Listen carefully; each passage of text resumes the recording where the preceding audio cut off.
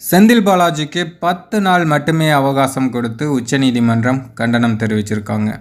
ஜாமீனை ரத்து செய்ய கோரி அமலாக்கத்துறை தொடர்ந்த வழக்கில் பதிலளிக்க செந்தில் பாலாஜிக்கு 10 நாள் மட்டுமே அவகாசம் கொடுத்துருக்காங்க.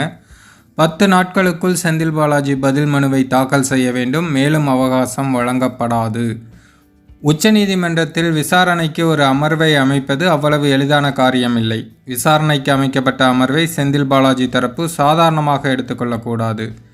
ஜாமீனை ரத்து செய்ய கோரிய மனு மீது செந்தில் பாலாஜி தரப்பு பதில் மனுவை தயாராக வைத்திருந்திருக்க வேண்டும். ஜாமீனை ரத்து செய்ய கோரும் மனு மீதான உச்சநீதிமன்ற நோட்டீஸ் வரவில்லை என செந்தில் பாலாஜி கூறியது அதிர்ச்சி அளிக்கிறது.